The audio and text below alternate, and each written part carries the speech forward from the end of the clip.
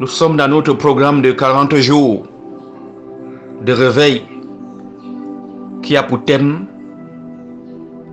Jésus-Christ revient bientôt. Es-tu prêt à l'embarquement?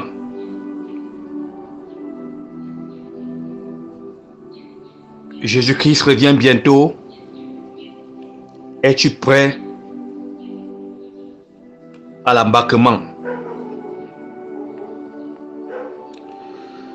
C'est pour moi un plaisir et un privilège d'intervenir en ce jour.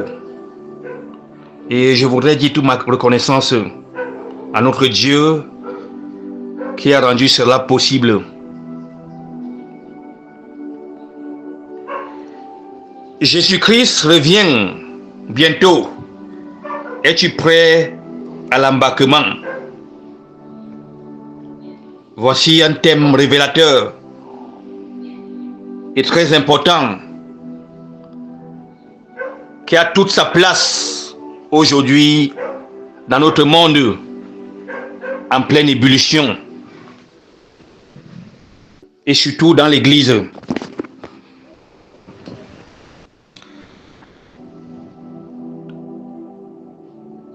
Notre thème de cette année fait ressortir trois aspects très importants. Le retour de Jésus-Christ, comment nous, en tant que chrétiens ou Église, devons nous préparer à ce retour qui peut être à tout moment, et enfin l'embarquement. Voilà trois aspects très importants qui peut ou doit ressortir de notre thème de cette année. Premièrement, le retour de Jésus-Christ. Comment nous, en tant que chrétiens et Église, devons nous préparer à ce retour qui peut être à tout moment, je le rappelle, et enfin l'embarquement. Voilà trois aspects fondamentaux, trois aspects importants qui doivent ressortir de notre thème de cette année. Mais avant de revenir prochainement sur ces aspects dont je venais de citer, qui ont certainement été développés par mes prédécesseurs dans leur enseignement aux prédications, et j'en profite pour rendre hommage à tous ces prédicateurs, ces servantes, ces enseignants qui sont passés avant moi et qui ont essayé d'apporter leur modeste contribution, qui ont essayé de développer ce thème. Je voudrais parler aujourd'hui de la personne de Jésus-Christ.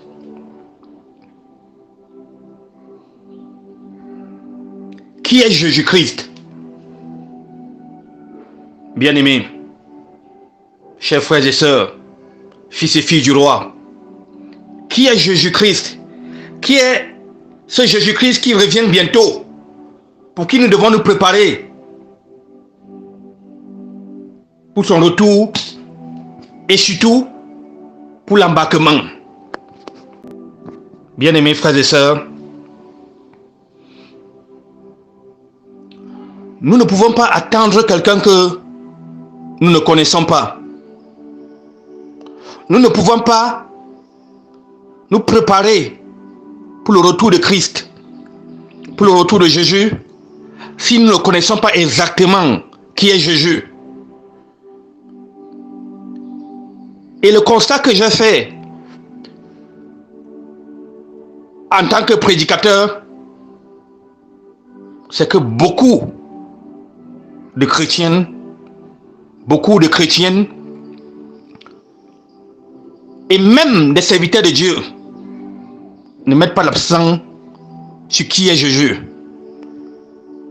Voyez-vous, frères et sœurs, qui est Jésus? C'est la chose la plus importante. Certains viennent au Seigneur Jésus parce qu'ils ont faim, ce qui n'est pas mauvais. D'autres viennent à Jésus parce qu'ils veulent se marier. Je dis, ce qui n'est pas une mauvaise chose.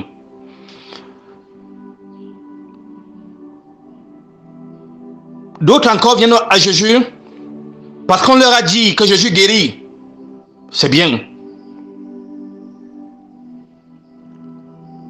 Des gens viennent au Seigneur et même à l'église pour multiples raisons, avec beaucoup de motivation. Mais connaître qui est Jésus est important, est capital. Tu ne peux pas te préparer pour le retour de quelqu'un que tu ne connais pas, pour quelqu'un que tu n'as pas une relation personnelle avec lui, pour quelqu'un que tu n'as pas qui n'a pas impacté ta vie, qui n'a pas changé ta vie. Pour quelqu'un que tu ne connais pas. Très souvent, lorsqu'on nous dit que notre frère ou notre sœur vient d'Haïti, ou bien vient d'une ville pour une autre, nous allons attendre cette personne à la gare, à l'aéroport, parce que nous connaissons cette personne, parce que nous avons une relation avec cette personne, parce que nous avons un lien avec cette personne. Alors, pour mieux se préparer pour le retour de Christ, pour le retour de Jésus, pour mieux se préparer pour l'embarquement, nous devons savoir qui est Jésus. Voilà pourquoi j'ai voulu m'arrêter un temps soit peu et parler de qui est Jésus. Vraiment, frères et sœurs, parler de qui est Jésus n'est pas évident. C'est un thème qui est très vague, mais j'ai essayé de m'attarder sur certains points afin que nous sachions qui est Jésus, ou bien nous nous rappelons qui est Jésus. Quand on parle du retour de Christ, ça veut dire qu'il était d'abord là. Il est d'abord venu. Il y a eu une première venue. Mais pour la première venue de Christ, qu'est-ce qu'il a fait? Pourquoi il est venu la première fois? Il est très important de connaître aussi cela. Si tu connais pourquoi Jésus est venu dans ce monde pour la première fois, tu pourras mieux te préparer pour son retour. D'où le thème de ce jour. Qui est Jésus? Qui est Jésus? C'est notre thème de ce jour. Sur la forme d'une question posée à chacun de nous. Dans cet enseignement, nous allons trouver des éléments de réponse à cette question. Qui est Jésus? Avant de rentrer dans mon enseignement, je vais vous raconter une histoire.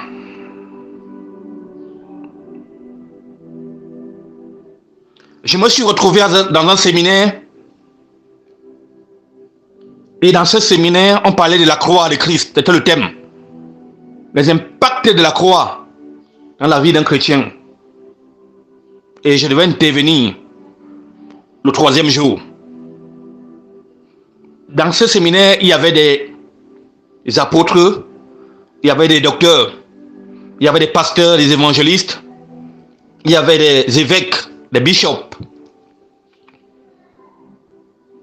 Et le 3e jour, j'ai parlé de la croix de Christ, l'impact que ça peut avoir dans nos vies. Pourquoi Jésus allait à la croix et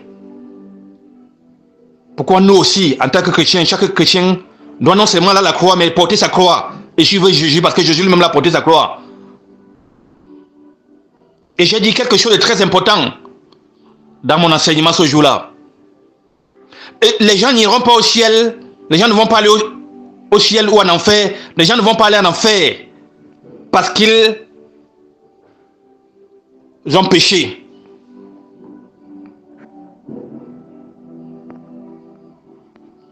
Les gens n'iront pas en enfer parce qu'ils ont péché. Ils iront en enfer parce qu'ils ont refusé la solution de Dieu pour le problème du péché, qui est Jésus. Ils ont refusé la solution de Dieu. Ils ont refusé le moyen que Dieu nous a donné pour avoir la vie éternelle qui est Jésus. Et quand j'ai fini mon enseignement, j'ai fait l'appel ce jour-là. Parce que le séminaire se faisait et on invitait plusieurs personnes. Même ceux qui n'ont pas encore Christ. Et après mon enseignement, dans ma chambre,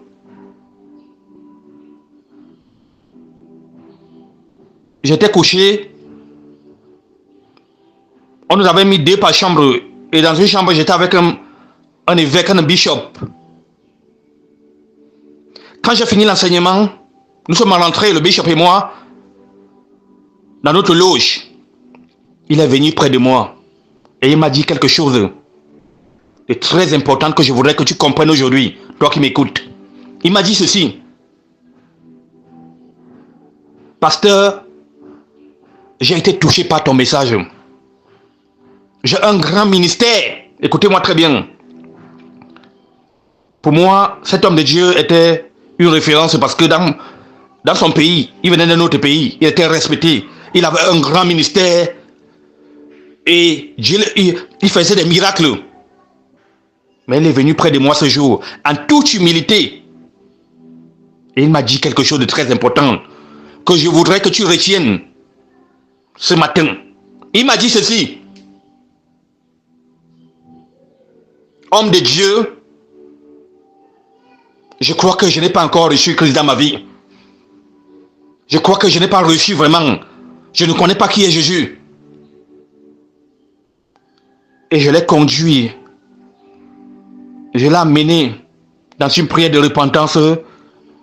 Et puis, je l'ai conduit au Seigneur. Je l'ai conduit au salut. Nous avons fait prier ensemble. Et cet homme pouvait quitter du Cameroun où il était venu en séminaire et rentrer dans son pays en Angola, sachant que sa vie avait changé. Et quand il était rentré, même son ministère a changé. Bien aimé, il ne prêchait plus les visas, les voyages, tout ça. Il prêchait le salut.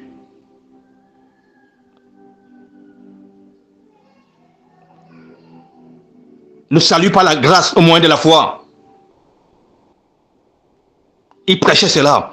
Et lorsqu'il est arrivé, il a changé son message. Les gens ont commencé à quitter son église. Mais il m'a appelé, il m'a dit, homme de Dieu, il y a des gens qui quittent l'église. Je lui ai dit non, continue de prier. Continue ton message. Tu vas garder un noyau dur dans ton assemblée, dans ton ministère. Et ce noyau dur va attirer d'autres personnes. Après 5 ans, il avait une église de 300 personnes. Il s'est retrouvé avec 100 personnes. Ces personnes qui ont compris qui était Christ, qui étaient des personnes sur qui pouvaient miser et compter. Et aujourd'hui, il a presque 400 personnes à 600 personnes. 400, 600 personnes qui sont restées et qui sont venues dans le ministère. C'est pour dire que quoi? Connaître Jésus, bien-aimé, c'est la chose la plus importante. Mais pas connaître Jésus de bouche. Avoir une relation personnelle avec Jésus. Qui est Jésus Christ?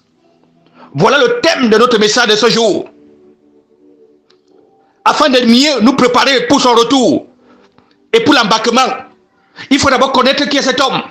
Beaucoup de chrétiens ne connaissent pas qui est Jésus. Beaucoup de chrétiens vivent des difficultés, se plaignent qu'ils ont des combats parce qu'ils ne connaissent pas qui est Jésus, comment Jésus agit, pourquoi Jésus est venu sur la terre. Et surtout, parce qu'ils n'ont pas une relation personnelle avec la personne de Jésus, avec Jésus. Donc il était important, il était capital pour moi de m'arrêter un temps soit peu et de présenter la personne de Jésus. De présenter modestement parce que je ne peux pas vraiment présenter Jésus. C'est un thème qui est très vague, qui est très large, qui est très profond. D'essayer de présenter à mon niveau afin que chacun d'entre nous comprenne que Jésus, comprenne qui est Jésus et afin de mieux nous préparer pour son retour et pour l'embarquement. Que le nom du Seigneur soit béni, que le nom de Jésus soit glorifié, lui qui règne et vit pour les siècles des siècles. Amen.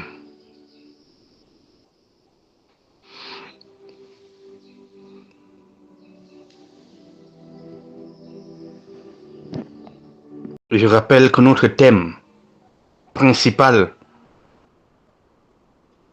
pour ces 40 jours de réveil est nommé Jésus-Christ revient bientôt. Es-tu prêt à embarquer? Et pour ce jour, nous allons parler de qui est Jésus. Le sous-thème d'aujourd'hui sera qui est Jésus? Qui est Jésus? Comme je le disais, qui est ce Jésus-là qui va revenir bientôt? Et quand on parle de bientôt, ça peut être à tout moment. Un chrétien doit être prêt à tout moment. Un chrétien doit se préparer à tout moment pour le retour de Jésus-Christ. Qui est ce Jésus qui va revenir bientôt? Pour qui nous devons nous préparer?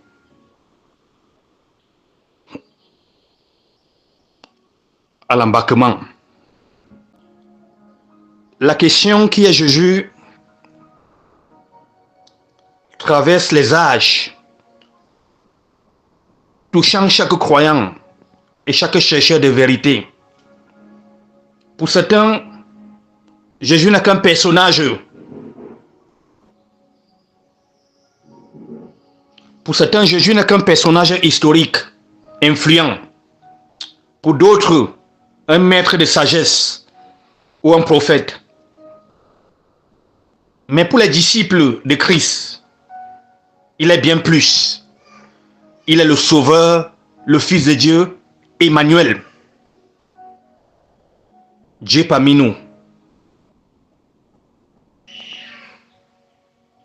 L'apôtre Pierre lui-même, inspiré par le Saint-Esprit, a confessé: tu es le Christ,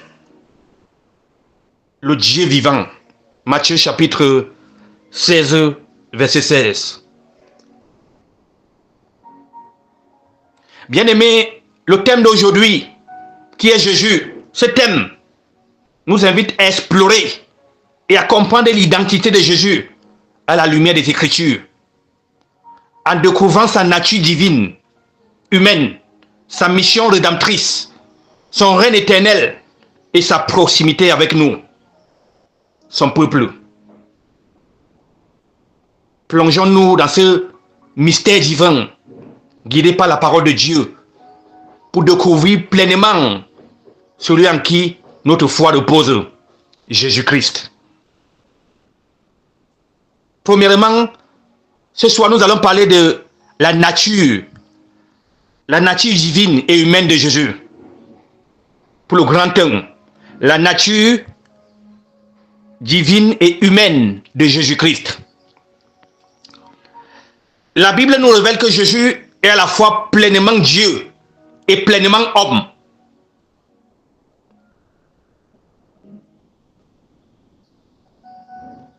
La Bible nous révèle que Jésus est à la fois pleinement Dieu et pleinement homme. Cet acte de prendre chair pour habiter parmi nous marque l'incarnation de Dieu lui-même. C'est-à-dire que cet acte que Jésus a posé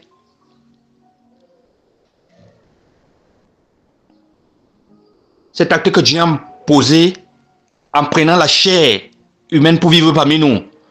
Là, on parle de l'incarnation de Dieu lui-même. Dans Jean chapitre 1, Jean chapitre 1er, verset 1 à 14, il est écrit: au commencement était la parole, et la parole était avec Dieu, et la parole était Dieu. Et la parole a été faite chair, et elle habitait parmi nous.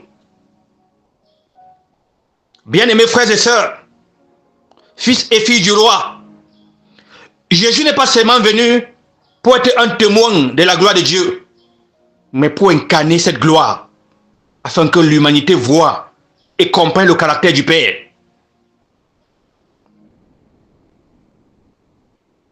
La nature humaine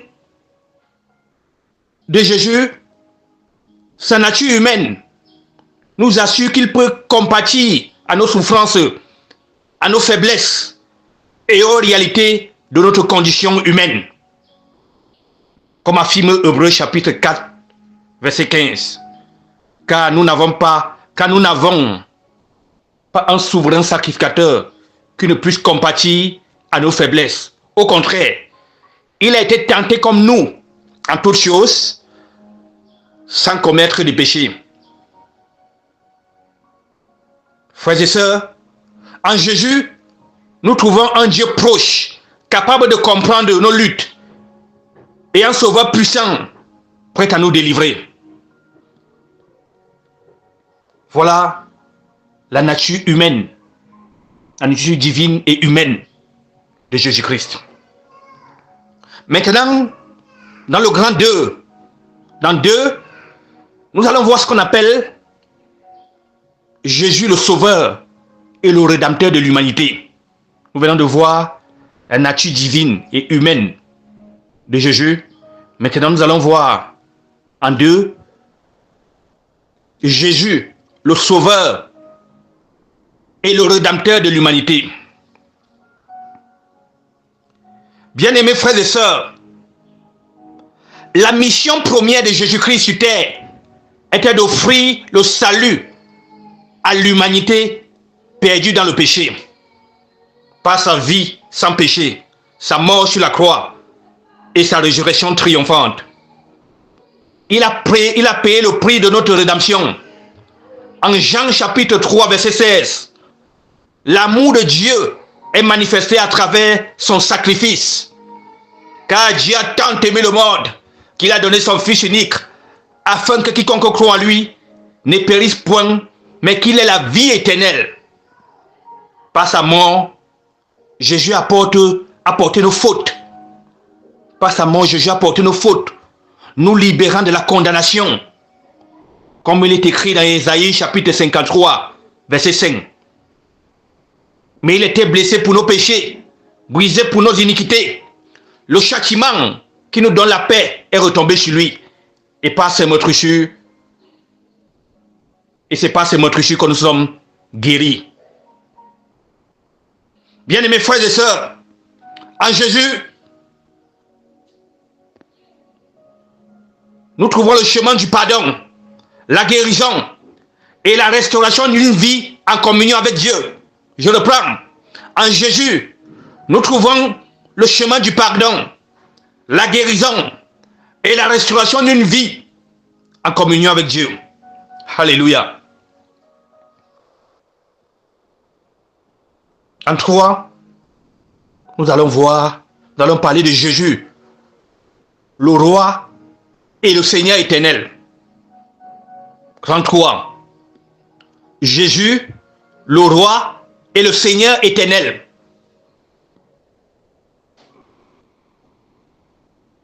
Nous sommes toujours en train de parler de qui est Jésus. Nous avons parlé premièrement de la nature divine et humaine de Jésus. Deuxièmement, nous avons parlé de Jésus, le Sauveur et le Rédempteur de l'humanité.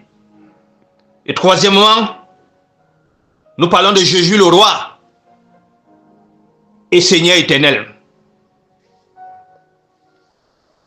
Jésus n'est pas seulement notre Sauveur, mais il est aussi notre Roi éternel. Le Seigneur des Seigneurs. Après sa résurrection, il est monté au ciel et il a été élevé à la droite de Dieu. Philippiens chapitre 2, verset 9 à 11 déclare: Dieu l'a souverainement élevé et lui a donné le nom qui est au-dessus de tout nom, afin qu'au nom de Jésus-Christ, tous genou fléchissent dans les cieux, sur la terre et sous la terre, et que toute langue confesse que Jésus-Christ est Seigneur à la gloire de Dieu le Père. Bien-aimés frères et sœurs, Jésus exerce son règne non seulement sur la terre, mais dans les cieux et dans toute l'éternité. Son règne est un règne de justice, de paix et de vérité. En acceptant Jésus comme notre roi, nous nous soumettons à son autorité divine et à son amour parfait, recevant ainsi la grâce et l'assurance de vivre en sa présence pour l'éternité, comme il le promet dans Matthieu chapitre 28, verset 20. Et voici, je suis avec vous tous les jours jusqu'à la fin du monde. Alléluia.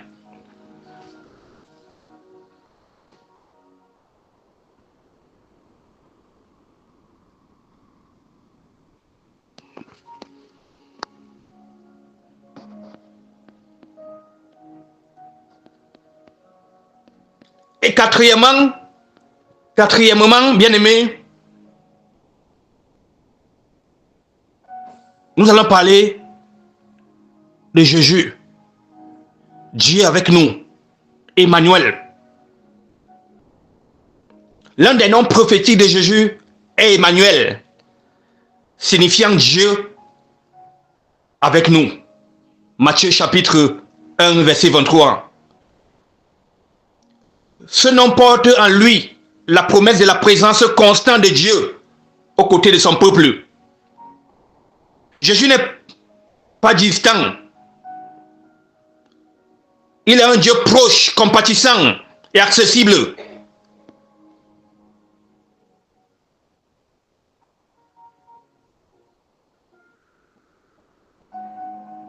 À travers son esprit, il est continuellement avec ceux qui l'aiment et le suivent.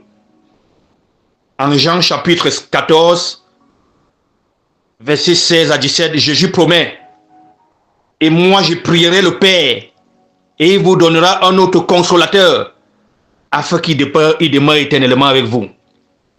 L'esprit de vérité.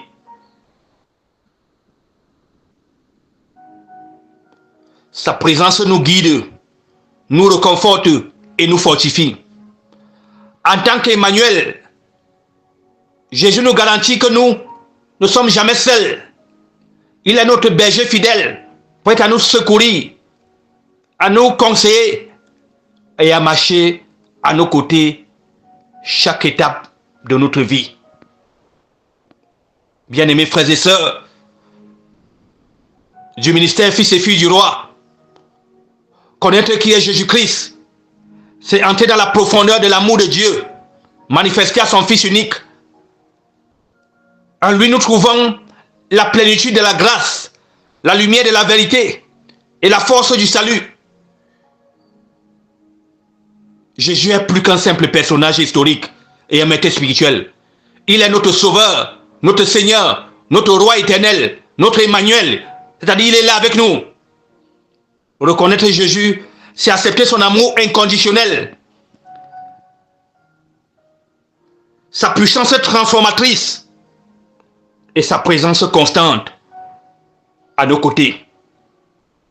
Comme l'a dit Jésus lui-même, je suis le chemin, la vérité et la vie. Nul ne vient au Père que par moi. Jean chapitre 14, verset 6. Bien-aimé, que cette vérité nous pousse à suivre avec foi et renouvelée. Que cette vérité nous pousse à suivre avec une foi renouvelée et à proclamer la Seigneurie de Jésus sur notre vie.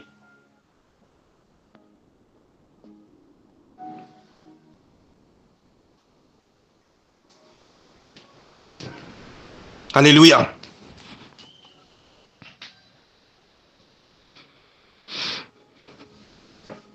Connaître qui est Jésus, c'est l'élément fondamental de notre vie en tant que chrétien. Bien-aimé, c'est très important.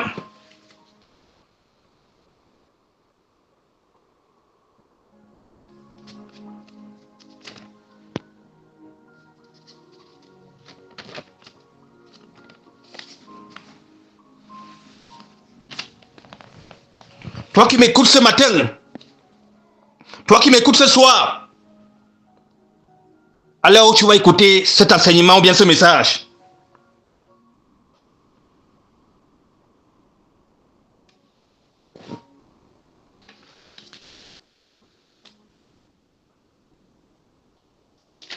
sache que Jésus-Christ revient bientôt. Jésus-Christ revient bientôt.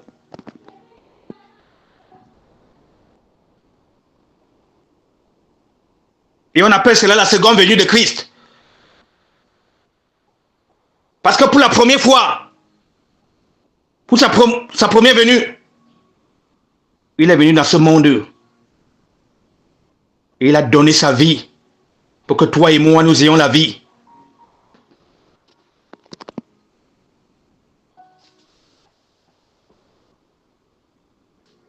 Il a versé son sang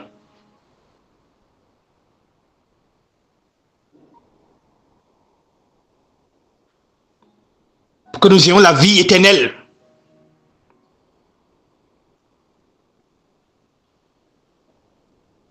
Pour nous rapprocher de Dieu. Il est mort. Il a vécu une vie sans péché. Il est mort à la croix. Et il est ressuscité.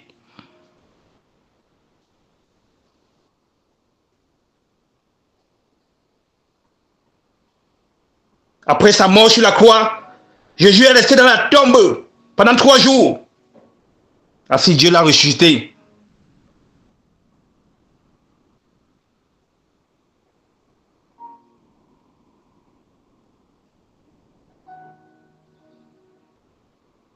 Et quand Jésus a ressuscité,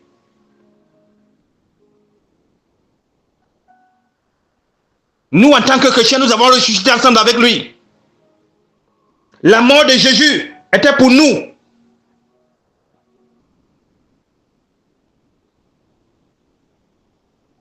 Et il en est de même pour sa résurrection qui était pour nous.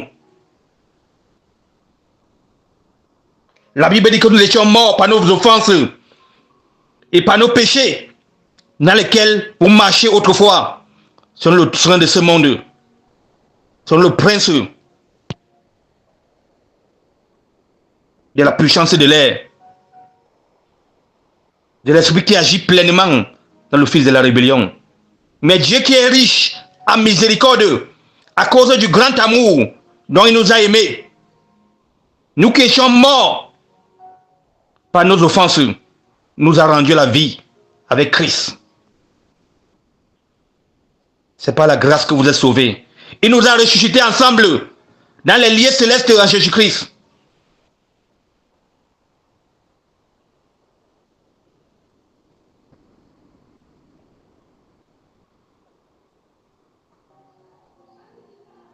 Bien-aimés frères et sœurs,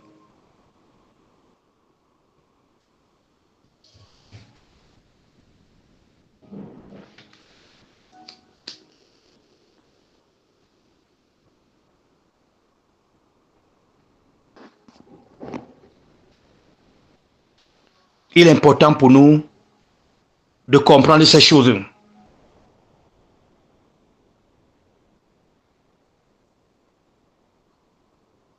Si tu dois te préparer à la venue de Christ, tu dois d'abord connaître qui est Christ. Tu dois avoir une relation personnelle avec Jésus. C'est vrai, Jésus guérit. C'est vrai, Jésus sauve. C'est vrai, Jésus donne à manger. C'est vrai, Jésus donne le mariage. Mais Jésus est d'abord venu mourir pour nos péchés. Jésus est venu mourir pour que tu ne périsses pas.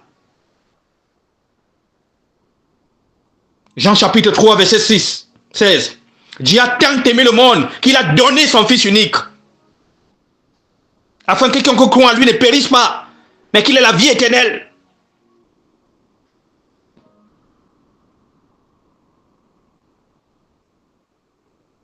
Dieu nous garantit une vie éternelle, si et seulement si nous acceptons Jésus-Christ dans notre vie comme son Seigneur, comme notre Seigneur et notre Sauveur. Et il dit dans sa parole, à ceux qui l'ont reçu, il a donné le pouvoir de devenir enfant de Dieu. Dieu va te donner le pouvoir de devenir son enfant. On ne peut pas se préparer pour la venue de quelqu'un qu'on ne connaît pas. On ne peut pas se préparer pour la venue de Jésus quand on n'a rien de lui à nous.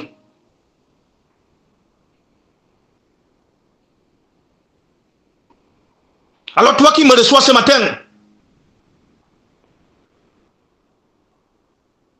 et qui te trompes toi-même en croyant que tu es enfant de Dieu, alors que quand tu vois ta vie et tu sais intérieurement qu'il n'y a rien de Dieu en toi, que tu n'as pas la vie de Dieu en toi, que tu n'as pas le sceau de Dieu qui est le Saint-Esprit, tu es là, à ce moment, tu m'écoutes. Tu te trompes toi-même, tu te manques toi-même que tu es enfant de Dieu. Jésus revient bientôt.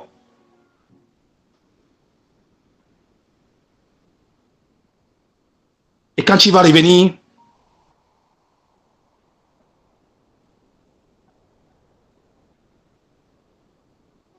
la meilleure façon de se préparer, c'est d'accepter le salut qu'il nous donne.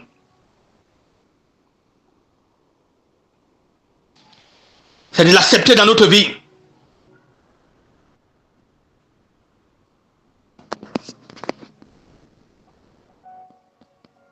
Bien-aimés frères et sœurs,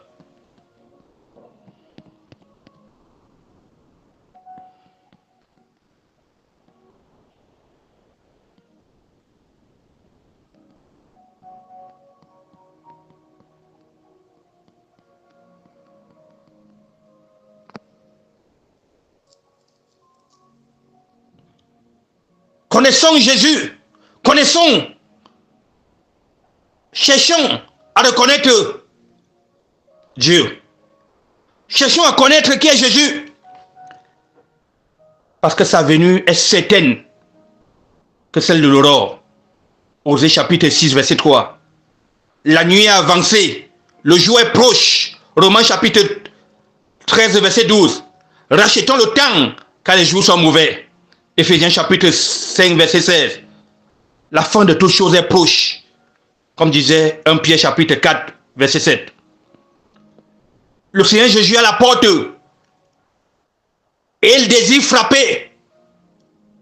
Si vous entendez sa voix et que vous lui ouvrez la porte, il entrera chez vous et il soupera avec vous et vous avec lui. Apocalypse chapitre 3, verset 20. Bien-aimé, toi qui m'écoutes ce matin, toi qui m'écoutes ce soir, si se trouve que vous n'avez pas encore donné votre vie à Jésus-Christ, ou bien vous n'avez pas l'assurance de votre salut, et vous souhaitez le faire maintenant, faites simplement cette prière avec moi. Sachez que le salut est individuel, l'enfer l'est aussi. Et il se peut même que ce soit la dernière fois que vous entendez ce message. Car la vie d'un homme, la vie d'un individu ne l'appartient pas. La Bible dit, j'ai mis devant toi la vie et la mort, la bénédiction et la malédiction. Choisis la vie afin que tu vives. Toi et ta prospérité. Deutéronome chapitre 30, verset 19. Aujourd'hui encore, bien aimé, si vous entendez sa voix, n'endurcissez pas vos cœurs.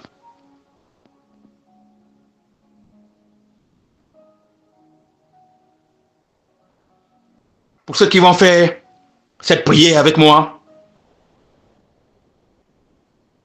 que le Dieu vivant, créateur du ciel et de la terre, vous guide et vous protège des choses à venir qui secouent déjà le monde. Dans le nom de Jésus-Christ. Alors, tu peux répéter cette prière avec moi. Toi qui m'écoutes ce soir. Toi qui n'es pas sûr. Toi qui n'as pas l'assurance de ton salut. Ou toi qui te manques que tu as accepté Christ un jour, alors que tu n'as pas encore accepté Christ.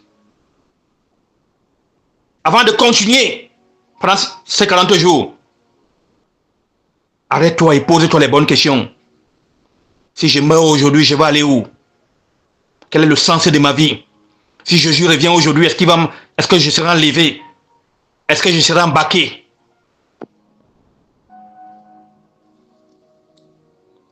Et tu connais au fond de toi ta relation avec Dieu.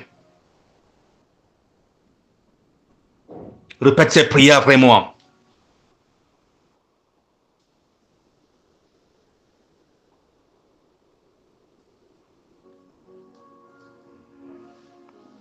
Seigneur Jésus, Seigneur Jésus, je viens à toi. Je regrette profondément d'avoir toujours vécu pour moi-même. Alors que tu es descendu du ciel pour venir mourir à la croix. À ma place, afin que je sois sauvé et ne périsse point.